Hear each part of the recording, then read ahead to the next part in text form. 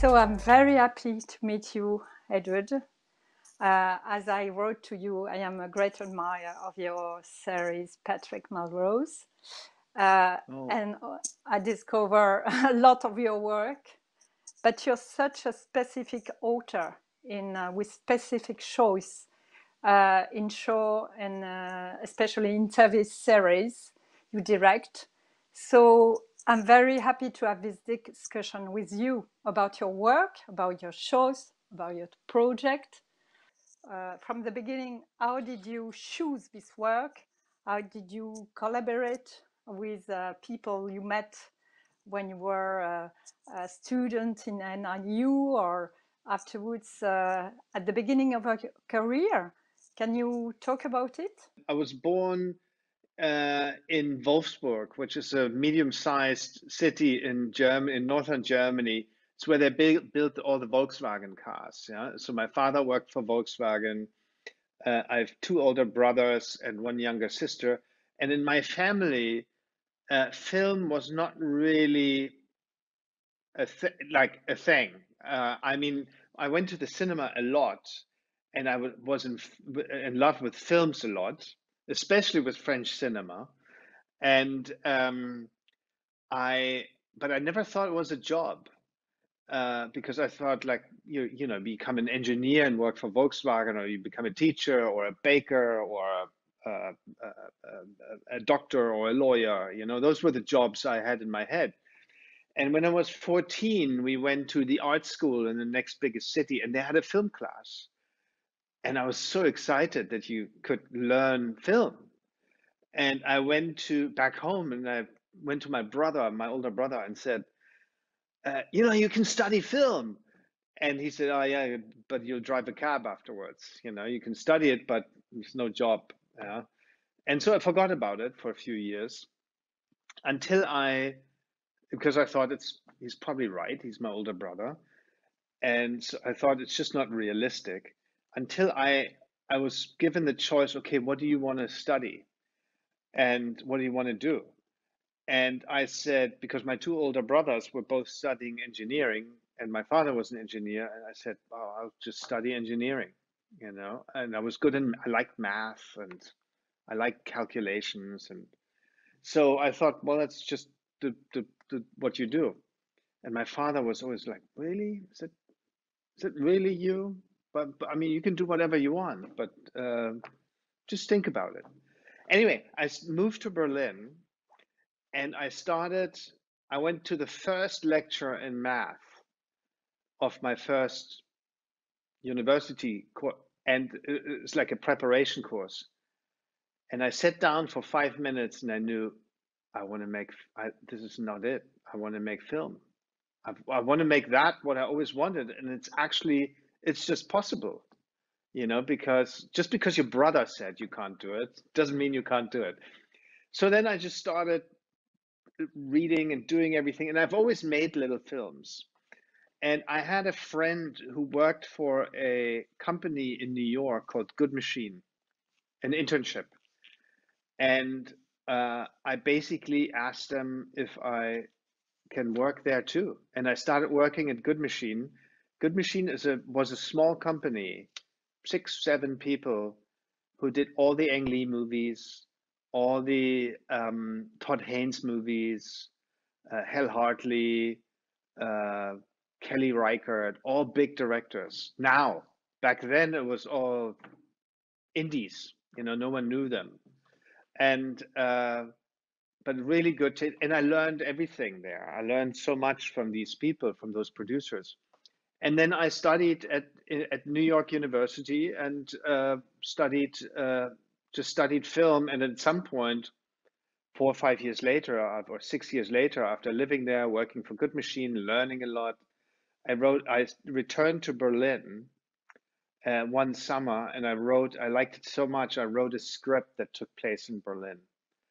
And that brought me back to Berlin, and I've lived here since. What is very interesting is that you start your career with observing independent filmmakers. I mean, I remember the shock when I discovered Al Hartley films and also Todd Haynes' first films. It was so emotional and physical. I mean, their job. So what is very surprising in Patrick Melrose is you deal with very dark material. It's a story of somebody with the drug addiction. It deals with sexual abuse. It deals with the loss of the parents. How did you manage to have those very dark subjects and direct a very pleasant and easy to understand film with not too much heaviness? That's very much due, that's not my credit. That's very much due to Edward St. Auburn, the novelist. I come back to New York in 1992 or three. I was rollerblading back from work, from Good Machine to my apartment, and I stopped in a bookstore, St. Mark's bookstore, and I was a big F. Scott Fitzgerald fan, and I'd read all of the books by F. Scott Fitzgerald. I liked that tone, and I liked that cynicism and that sense of irony and the world of it. And I discovered, and I thought, like, what am I going to read next? You know, I mean, I'm never going to read such a fantastic author again. And on a little table, I discovered a book called, let's say it was Bad News, the second book of the series Yes. by Edward St. Auburn. And I picked it up and I read the back and I thought, oh, this sounds just like what I like, you know, the stories I like. This sounds a little bit of the Fitzgerald book. So I bought it, read it overnight, absolutely loved it. And since then, I've been in love with these books. There are 5 books, all called the Patrick Melrose series, a book series. And I've always wanted to make something of those books, turn those books into a movie. Back then it was a movie.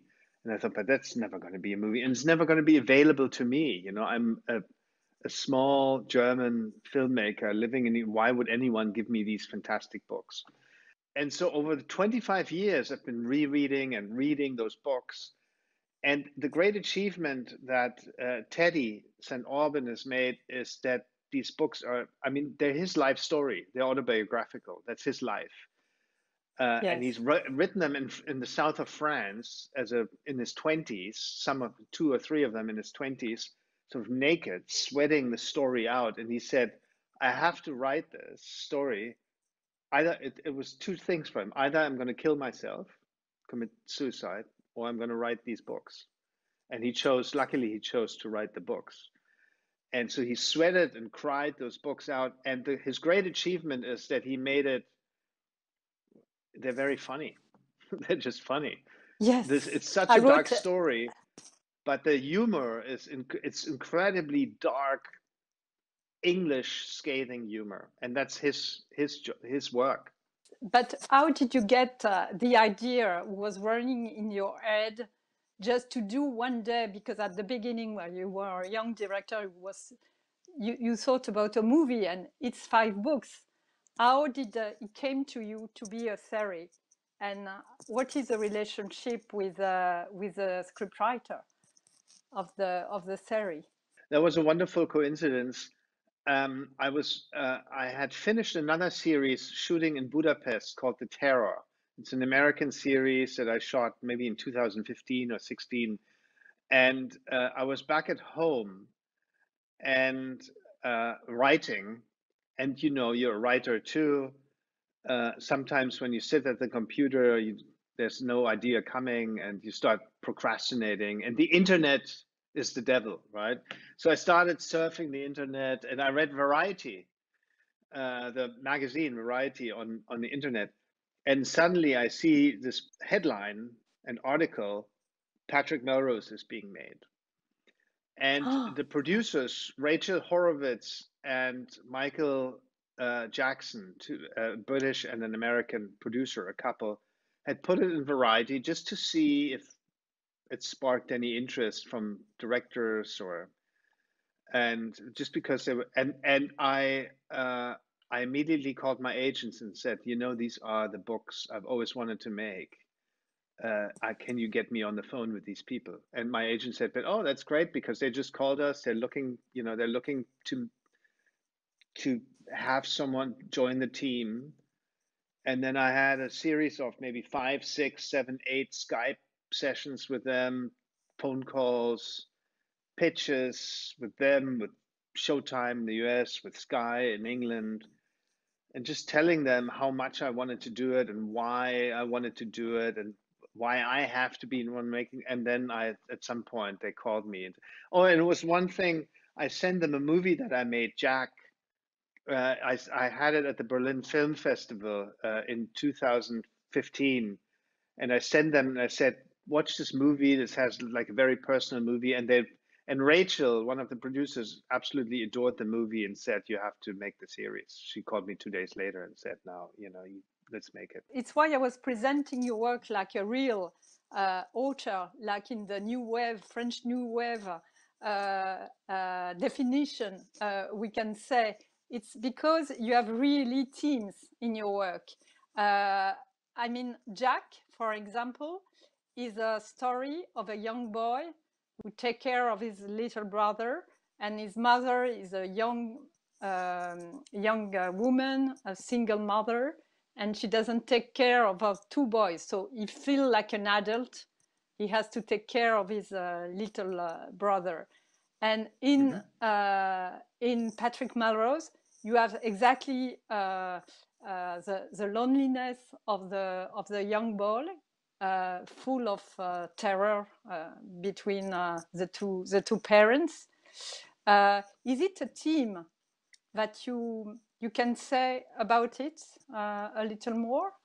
I'm not sure it's a theme. It probably is. I mean, I'm drawn to just strong characters who are, who feel that out there somewhere there's a let's go back to my story of wanting to be a filmmaker. I told you, how I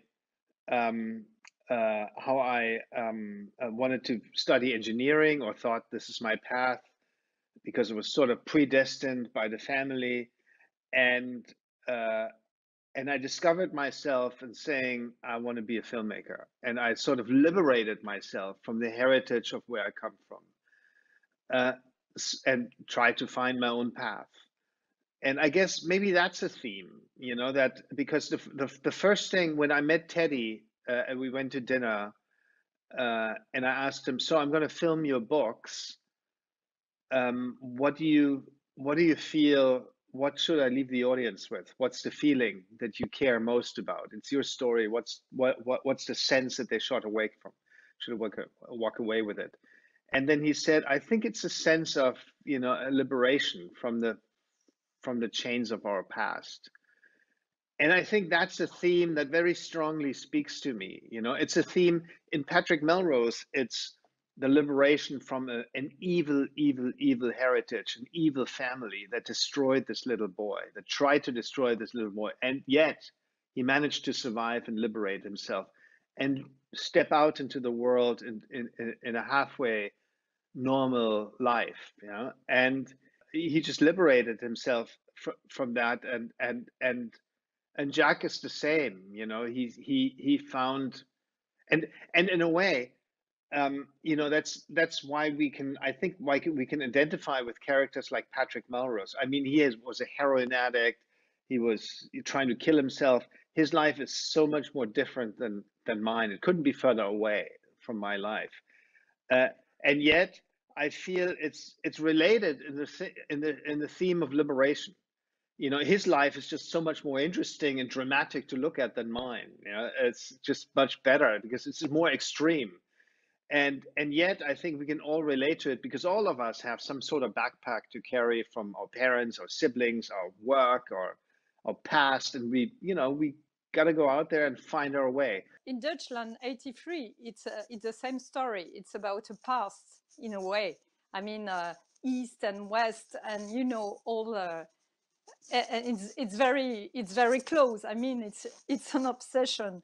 But it's what I would like to come back, because you were discussing, and it was very interesting, about the creative team. I mean, when you saw this article on Variety and you said, "Oh, I adore this book and I want to do it, and I have to make a contact." David Nichols is the screenwriter. He's a novelist himself in England, a very successful novelist, and he had written, I don't quite recall, but I think 2 scripts were written, and he was writing on the rest of them. So when I joined, we basically started going through every script, to first one, second one, just going through them and seeing, okay, where can we make it better? Where does it still need work? And the third, fourth, fifth one, especially because he wasn't as far on those. I have to say, script 1 and 2 were very, very good. They were just very good. And then it continued, you'd spend less time on 3, 4, and 5.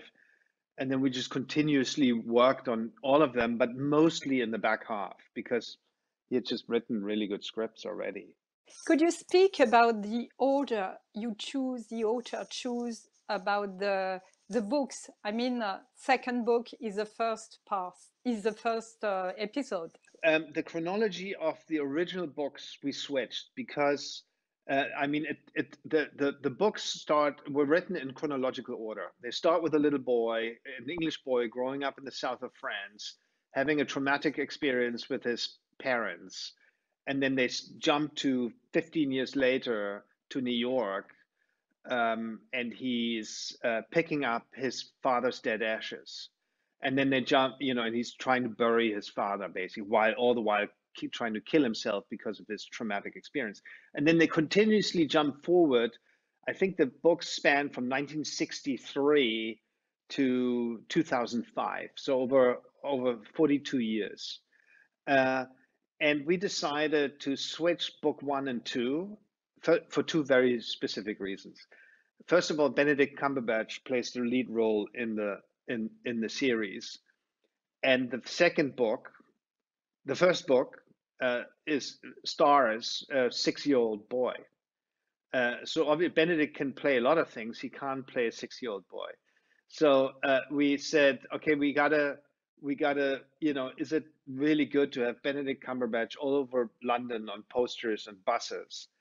And yet he's not in the first episode, or just very briefly with brief flash forwards and backwards and so forth. So he's not really the star of the first episode. The little boy is the star of the first episode. So that's not a really good idea. What do we do? And secondly, dramatically, it made so much more sense, to me at least, to start with the second episode with him in New York as a grown man. You meet this crazy, fucked up Benedict Cumberbatch. He goes to New York, snorts coke, shoots heroin, tries to jump out a window, picks up the ashes of his dad, goes on terribly bad dates, tries to have sex, tries to do everything fails, and in the end, he brings the ashes back from his father, and all the while we wonder, what the hell is wrong with this person? What happened to him? And the answer is only, and we kind of guess at it, but we don't know it. So it creates a sense of mystery, and the answer is given to us in episode 2, when we find out what happened to him, and then we slowly understand. We uncover, like an onion, we uncover what's behind him.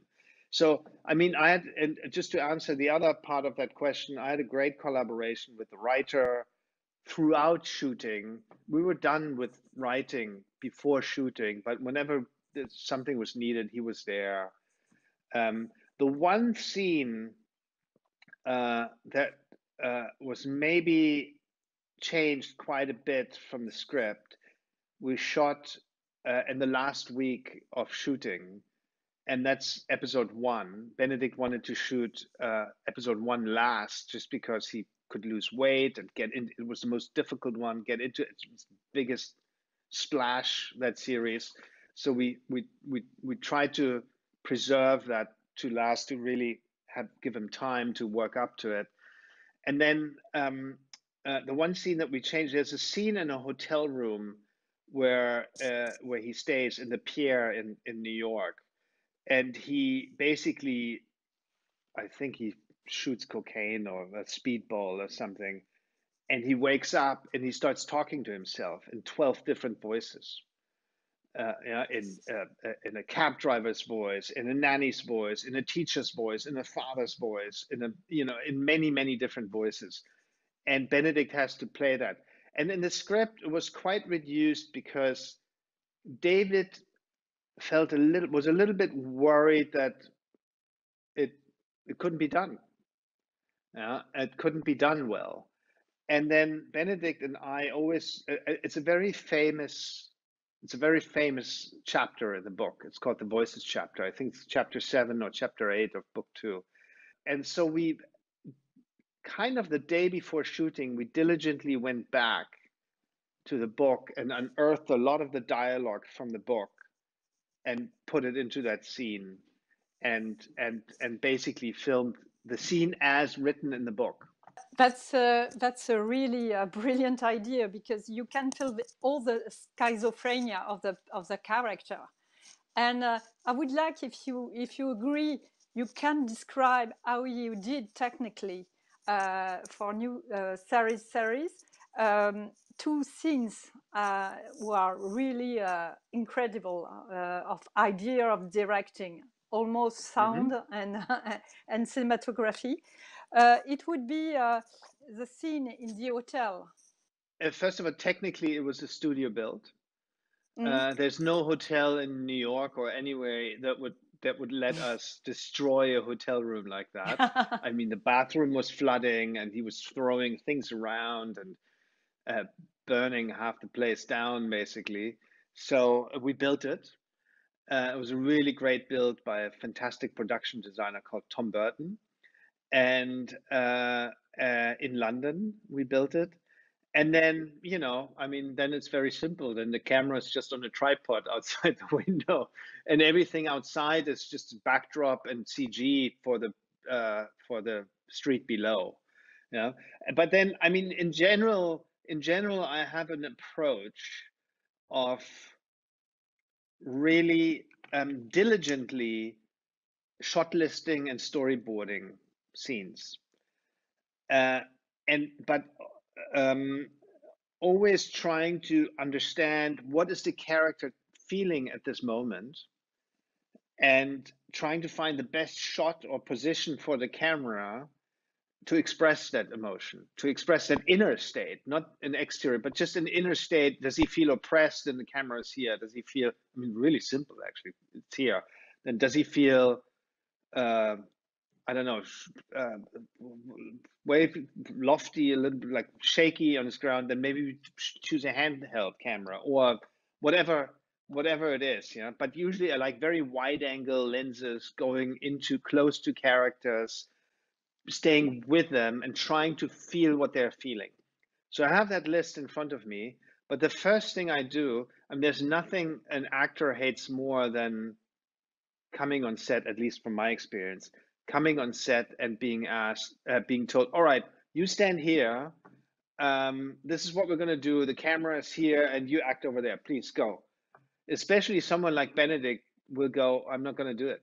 I'm going to do it exactly the opposite way, because I'm not going to, I'm my own person. I have to find out how I play it. So what I do first is I ask them, I asked him, and on that day, I asked him, so the room, what do you want to do? Show me, like, what's the scene for you? And then he goes, oh, I don't know, maybe over here, and he starts feeling it out. He likes to experiment. He doesn't says, okay, I'm going to do this, and this, now film it. He likes to experiment. He likes to find his way. And so he tries on this chair and he said, oh, this doesn't feel right. Then maybe he goes on the sofa, then he sits by the window. And then we slowly together find it out. And then gently I suggest, maybe during this part you can walk back from the window to the bed. And he says, all right, let me try it. And then he tries it. And then if it feels right, then we continue. And then slowly I get him, or he gets by himself, to the stage how I sort of saw it in my head.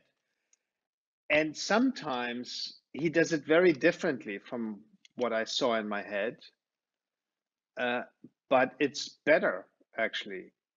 And I go, oh, because you know how it is. We sit at home with our DP and think of something, and it's just theory until the actor comes, and then the actor comes and changes it because he or she has a better feeling for it or a different feeling, and then we change our idea, our shot list, and film it differently and adapt to what the actor wants to do and what the actor does well.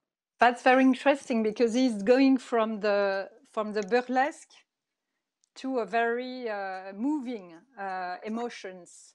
It can be like a clown. It can be like a desperate person. Are you taking time? You were explaining about some improvisation. We know the time to shoot a series, TV series. It's quite speed. Yeah, that episode was special, or the entire series was special because the tone isn't that easy to hit. With Jack, for example, I had a very specific tone in my mind, and it was a little kid, so I knew exactly how I thought he should play it. You know? And I tried a lot of takes to get to that version. With Patrick Melrose, you kind of have it in your head, but then there's an actor coming who just brings his own voice and his own personality, and things happen on set that are different. And we just tried a lot of different takes, usually never twice the same, but maybe 3, 4, 5, 6 different graduations. Funnier, lower, higher, faster, slower, more ridiculous, and it was really interesting to see in the editing stage. You try different, and they're all great. Benedict is such a great actor, but they're all great, but they're not all right. And so, you don't know, on the day you think this is great. Oh, this is great too. And you don't quite know. And so during editing, it felt really important. And you felt immediately when a take suddenly fell out of the tone, and suddenly it had a tone where you thought, oh, that doesn't feel quite right. So we were very lucky that we had these 3, 4, 5, 6, 7 different takes, and say, let's try the other one, because I remember he played it more serious. Yeah, so let's try the more serious one. We didn't do that on every single one, but on the more difficult scenes, we did try a lot of different variations just to be able to shift the tonality in the edit. I mean, in the second episode, it's also very interesting how you edit. I mean, all the relationship with fruits, with figs, in the garden of the with the lily and his shoes.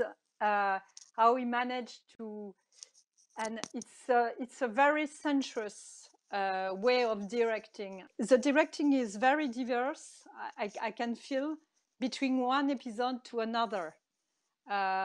You agree with that? Can you explain how did you manage?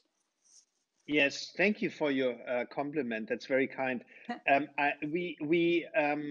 I felt Patrick Melrose is in a different state of mind in every episode. I mean, they jump 10 years, 20 years back, forwards, and so it felt he had to be, he had to, we had to film them with a different state of mind to express. As I said earlier, I like to put the camera to express an inner emotion, for each shot.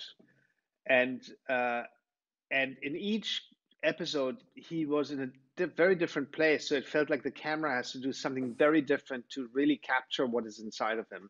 And I wanted 5 very distinctively different episodes. The first one, where he's in New York trying to pick up his dead father, felt like, okay, he's the most frantic, schizophrenic, talking to himself, splintered, fractured skull, very subjective, very fast, very urgent, very hysterical.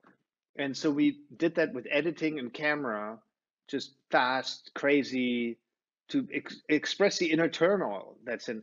In the second episode, we jump back 20 years, and he's a little kid, and it felt like the kid is sort of, we push him into the social experiment of his parents' abuse, and we watch it from the outside, like an objective outsider, just watching it from afar and thinking, oh God, this kid is being put through this terrible, terrible world. And we were just much more restrained. And I also thought, let's not use, it takes place in the 60s, so let's stop using crazy camera stuff that didn't really exist in the 60s. So I wanted to be very pure with it and very objective, suddenly, very removed, just watching it, because I felt the story is so strong and so powerful. It doesn't need our manipulation that much. And the third episode, for example, is again back with Benedict in 90, whatever, in 90 something, and he's older, 1990, and he's older now, and but still very driven and with this inner panic. So it felt like, okay, he's put a bit more together, but he still has that frantic energy. So we decided to do a lot of Steadicam and do very, very long takes. We did like 4 or 5 minute long takes with Benedict moving through a party, because he was part of this tapestry, this panorama in this party world in London. So we moved with him, moved to other characters, landed back on him all in one take. And it just felt, it had still that energy, but it just felt more, slightly more put together. And in that episode, he also confesses what happened to him. So he's on a path of liberation. And so we wanted to distinctly be different from his first appearance, but still have a similar energy. And slowly, by episode 5, we're very normal, actually, because for me it was a first step into a normal life. Trying to get, his mother is dying or is dead now, and he's liberated himself. The parents are gone, this baggage is gone, and he can try to have a new life. And so I said, okay, it's the first step towards an attempt at normalcy. Let's try to film it as normal as possible. But what I like especially is how you film in this party of his mother's funeral, the champagne. I mean, it's like a poison who always run with his life. And it's like, in a way, with Hitchcock and Notorious, when Ingrid Bergman is going to have her key, the famous scene. What I'd like to know is, how do you work with your DOP and also set designer, which is so, I appreciate so much your care, your eye about objects. I'm very sensible to this as a film director for my part. But is it the same crew from a long time? Can you explain how you collaborate? Also for the costume, it's really incredible. I mean, the dress of Jennifer Jason Leigh in the 60s, every color detail is so accurate. Can you talk about it? Unfortunately, I haven't had the crew for a long time. I have, on my German films, I have a German DP that I work with a lot. But I've moved around a lot so far with my films. The Patrick Melrose was my first work in England, and it happened that the German DP I had doesn't speak English so well, wasn't really confident enough to do it in England, and another guy I knew didn't have time, so I thought, I'm going to have to find a new crew, and I'm going to really have to wholeheartedly embrace England and the people who are there, who are great, by the way, great filmmakers, massive pool of talent. And so I embraced that English crew as a completely new crew. I didn't know anyone. And so it just, I mean, you know how it is. You meet people, you say, oh, I think I'm going to like her or him. And then you just get along, you try to get along and find the same language. And then what I do is I do a big sort of storyboard, not really storyboard, but a mood board for each scene. I put it almost like a storyboard, but I say, okay, this is the scene in his house. And I go through other movies or other artists and photographies, and I steal them. I pick them. I say, okay, this photo here, and this is this, and this. And in the end, I have like a Bible, which is this thick, of pictures saying, okay, I imagined the apartment like this, and here, and this. Look, there's a shot here when he lies on the ground. Hi, look, we can. This camera angle I really like. And then you flick through it, and you sort of have the story of the movie. And in the end, if 2 years later, the other day, I flipped through it again, and I thought, oh, it actually looks very similar. It's really interesting how similar then it looks if you make that exercise. And I discover how it's going to turn out by doing this research, by the way. I don't all know it right away. Internet's fantastic. You find all these pictures. Oh, a great picture. I'm going to do that shot here. And then suddenly you have a little storyboard, and then you have a little thing that you can climb along. You start from short movies. I did the National Film School. I shot from short movies too. And I start at the TV. When, in your case, you did Patrick Melrose and also many TV programs, but you are doing long feature, which is the relationship with the two, long feature and TV series, because I can see the quality is the same. I mean, to me, the relationship, it doesn't, it's the same. I think it's. I mean, people always say, okay, where's the difference? Or it's television, it's different than movies. I don't think so. At least not anymore. And it's never, as a director, if someone tells you, oh, this is television, it doesn't mean it almost sounds like you should work less hard, right? Because it's just television, but it's exactly the same. I mean, any movie you do, all your heart is in it. It's television or movies, it doesn't really matter. Actually, I'll call them all movies, and because you're going to work hard, and try to make it as interesting as possible, right? And maybe in one you have more money, and in the other one you have less money, and you have to make it faster, but still you try to make it as good and great as possible. But for example, I mean, a great example are the Coen brothers, I think, who are very humble in their filmmaking, I think, and their attitude towards it. And I read this interview about that they were asked, I think, about Fargo, the series, and they said what they thought of it. And they said, "Oh yeah, we really like it, and but we actually don't watch it that much." And then the interviewer asked, "Would you ever do an episode of it?" And they said, "Not really, And then they said, "Oh yeah, because you're not television directors." And they said, "No, no, no, that's not it. I mean, we've done it. We've done Fargo, so we've moved on. So we want to do something else." And also, how are we not television directors? Most of our audience, we make a movie and they watch it on their iPad. So, we're all, it's all the same. Movie or television, it's all entertainment that will be watched by people most likely on an iPad or a computer or iPhone. So it's this, I mean, it's much smaller than a television, and Titanic will be watched on a phone. So it's to me, it's the same series and movie. I mean, Patrick Melrose, we're so lucky that television took the path that it took, that you can now do anything you want, basically, any format you want, because how would you make that into a movie? It's 5 different books. It's a perfect format for television because they say, you can say, okay, let's make 1 episode per book. As a movie over 4 decades, it feels impossible to me.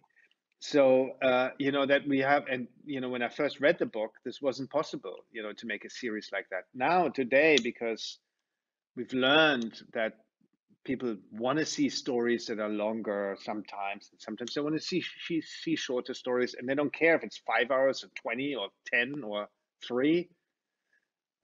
You know, we can. To me, it's dictated by the story.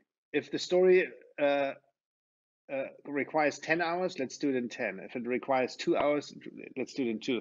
The problem, I think, with television very often is that very often people try to tell 10 hours or 8 hours, and it actually could just be 2, you know, or 3.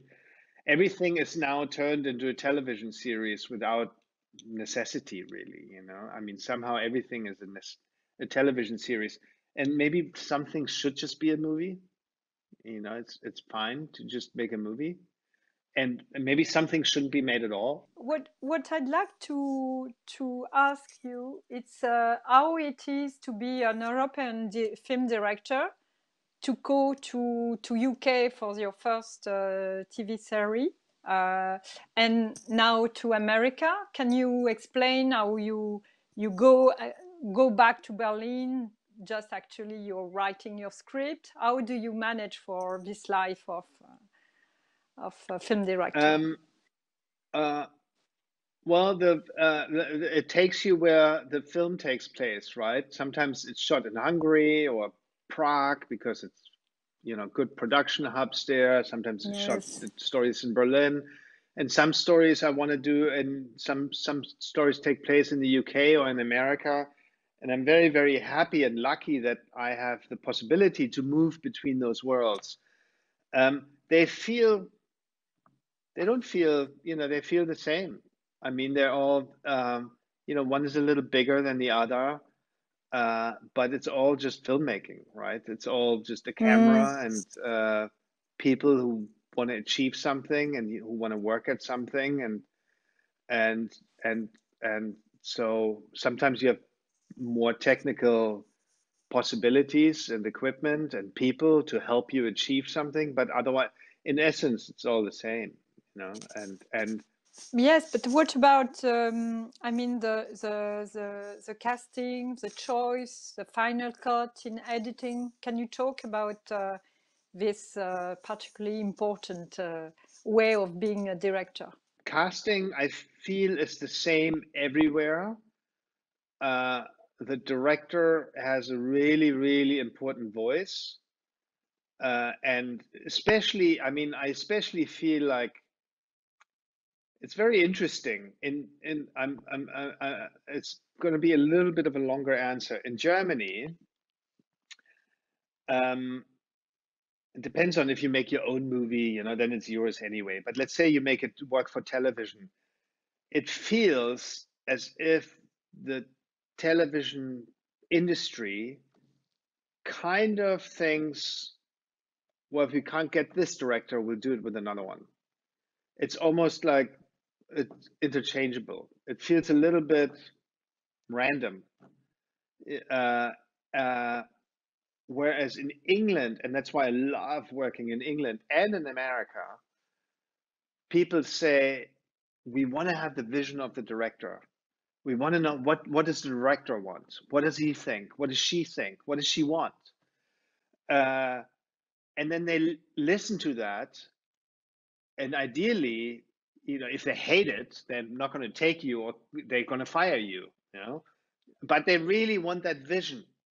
And if you have a vision, if you have a passion, they're going to listen to it.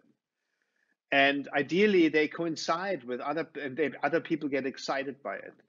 And in America, especially, I mean, I made this tiny movie, Jack, which in America suddenly everyone saw. Everyone I met got the movie, saw it, informed, you know, informed themselves, and was able to talk about it. And it's a really thrilling thing, that excitement that they have about movies. Americans, Hollywood is very, very much in love with movies, you know, and money. I mean, obviously they're in love with it because they want to discover a new way of making money, a new way of inventing cinema, you know, or and so they're very hungry. Um, And that was very invigorating to me. And that permeates, that atmosphere is permeated in casting, in every choice that you make during filmmaking. They want to know what do you want, what actor, and then you go, oh, I love this actor. And I haven't had it that a studio or a producer or anyone says you can't have her or him. Um, it's a collaboration, and if you're really passionate about something.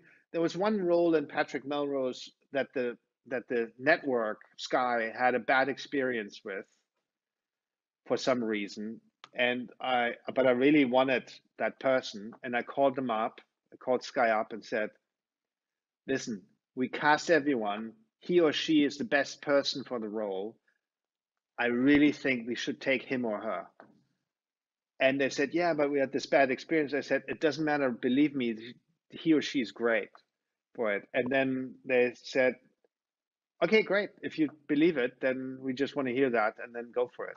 So people listen to you. People really want to support you. People want to really bring your vision to life because they know the film can only be good if there's a really good vision behind it. It can only be different from all the crap that's out there. I mean, there's so much stuff out there. It can only be different and special if there's one singular vision behind it. And they tend to support that. Cutting in America, you have to be really careful because in England it's basically you cut the thing. In America, you have to be careful I mean, either you know it, you just do your cut and then you walk away and have someone else finish the cut. Television, this is only television, not movies. Uh, or you find collaborators that support you until the end, and then you can just edit it until the end. I mean, that's it. It really depends on who you choose to work with and for. So you're very present in the editing room, I guess. Yes. Yes. On the Yeah. process. And Yeah. what is interesting in your choice of casting is you choose actors who are loaded with the role they did before. I wonder, for example, Jennifer Jason Leigh, with other films she made, Barbet Schroeder film, I don't know the name in English, single female apartment. You know this film? Mm-hmm. Which takes Single place in white New York. female, yeah, Yes, yeah. exactly. Yes, Mm-hmm. she's full of somebody very tremendous psychotic characters, Dolores Claiborne, and uh, as a spectator, I think that you use very well the body and the history of the actors you choose. What is your relationship with Benedict Cumberbatch? Did you know him before? Because he's a co-producer of the film. No, I didn't know Benedict before. We met on the film. We met before the film when we decided to do it together. I didn't know him. What's the relationship? I mean, casting. I think a lot of the directing I feel is done in casting. Uh, um, you pick the right person, and in England it's wonderful because every single role gets cast. People come in, except when they're stars. Like Benedict doesn't come in for a casting, or Jennifer Jason Leigh is not going to come in for the casting. You know? Hugo Weaving is not going to come in for the casting. But every role underneath that or on the side of that, they're going to cast. They're going to come in and read for you, and it's really fantastic to have these 10 different actors read for the same role, and then suddenly go like, the person who I thought would be best is not the best for it. It's actually the other person who's completely unexpected and who I actually didn't know. And suddenly he or she becomes it because you hear her read it and you go, wow, that's her. Perfect. Let's take her. And so that's one bit that I love in England. And then what's the relationship? Once it's cast, I think it's one of faith and trust, right? I mean, they have to have the feeling. I think in England also, there's this great expression of, you rehearse everything with the actor, then the actor goes away, you light everything, you put down the track, you prepare everything, takes half an hour, takes an hour, whatever, and then you tell the AD, okay, we're ready. And then the AD goes on the walkie and says, okay, get the artist, please. Yeah? And then the walkie comes back, okay, artist is walking. It almost means like we, as the crew, prepare the stage for the artist, for the actor, and then we capture what they do. And so I think that's the relationship of our relationship, that we have faith and trust in what they do, and they need the same. They need to feel that we give them a stage where they're secure. They can fuck up, they can make mistakes, they can try, they can fail, they can look stupid, they can look great. I think that's one of the biggest tasks that we have as directors. Not go, I'm not going to go to a fabulous actor like Hugo Weaving. I'm not going to go, Hugo, I didn't, your emotion was off in that scene or something. I might go, you know what, I sort of lost interest I didn't listen to you anymore halfway through. I don't know what happened, or it was a bit slow, or there was no energy in it. I might do that, but otherwise, I don't, he has a great instinct. He's brilliant. I don't need to tell him what he has to feel. He knows what he feels. He's And so I terrifying. think, yeah. He's So I terrifying think that in the film. absolutely. And so I think the most important thing is to give a stage, to build a stage for them, and so that they can feel secure and just try themselves out. Yes. And would just to have a little conclusion, could you explain what this program changed in your life? I mean, with your work, with your how did your objective were on this show? It was a huge success. I was speaking about the 2 BAFTAs, one of the best miniseries and one for Benedict Cumberbatch. How did you manage with this success, and how it changed your life and your work and your future projects? I don't know. Let's see. But I have the feeling that it opened doors, of course, and people loved it, people liked it, and uh, um, and it it it it it it creates opportunities, I guess, in television and movies where I can feel okay. I can try to I can try to make the next one. Let's make the next one. And that has to be another. I mean, actually, every movie feels like it's a stepping stone to the next. So it felt like it sort of propelled me towards the next. But at the same time, it's also, to be honest, it's also not easy to find the next project that I like as much as that one. In a way, once you've done it, you want to, every time you do something, you want to make it better. You want to do something new, and you don't want to go below that standard anymore, right? I mean, there's now scripts that I read that would have read them 3 years ago. I would have said, "Oh, I want to make this. This is great," And now I go, "Yeah, I'm just not as passionate as with Patrick Melrose. So should I really be the one doing it? Because I like Patrick Melrose more." And then I don't do it because it feels like it's not as good as Patrick Melrose for me. It might be great, but for me, it's just not the right next thing.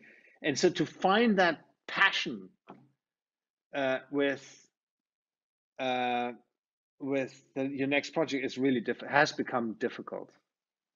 To really find it. I mean, I don't want to, please don't misunderstand. I don't want to compare myself to one of the great filmmakers, but I remember thinking 20 years ago, Milos Forman, yeah, and I was wondering, he's making such great, or Peter Weir, they make such great films. Why do they only make a film every 5 years or 7 years or so? They don't make one every year like I don't know, some filmmakers somehow make one very often. They make one every 5 years. And now I think it's because, first of all, it's incredibly hard to make a movie and to finance it and so forth. And they made very big movies, so it take a long time to finance. But I think it's also because of passion, right? Once you've made One Flew Over the Cuckoo's Nest and Amadeus, what the hell are you going to do next? It's not so easy, I think, that bar to climb. Okay, I got to be better than Amadeus. The Truman Show. What's better than that? I mean, it's really hard. And you have to find this intimate connection that you had with the book, because you discovered the book before. And the difficulty is really, we know all the story of Kubrick and Napoleon. He wanted to do his Napoleon for 10 years. He was doing research, and he has so much material about this subject, and he never financed it. But he did other films. And to catch the opportunity to do a film that is really yours and that you would be totally involved in it is so difficult. So can you talk a little bit about a new project you're working on? You're writing. You were saying absolutely. you're writing. I'm writing. I wrote a script with my wife called Ice, like ice on the lake. It's about a woman who loses her husband in a mountain climbing accident, who gets frozen in over the winter. And she comes back to London and Brussels and discovers that he had a whole separate life. And then she sort of goes down that rabbit hole. Anyway, it's an independent movie that we just wrote that at some point we'll make. I'm rewriting a script that I want to do next year. All Quiet on the Western Front. Do you know the book? It's a very, very famous German novel. It's a First World War novel. It's about the Western Front between Germany and France. Rien de nouveau à l'ouest, yeah. Rien de nouveau à l'ouest, yeah. À l'est, à l'est. And so that book I want to make next year. It's a First World War film, and that's a movie, yeah. And I'm working on a book.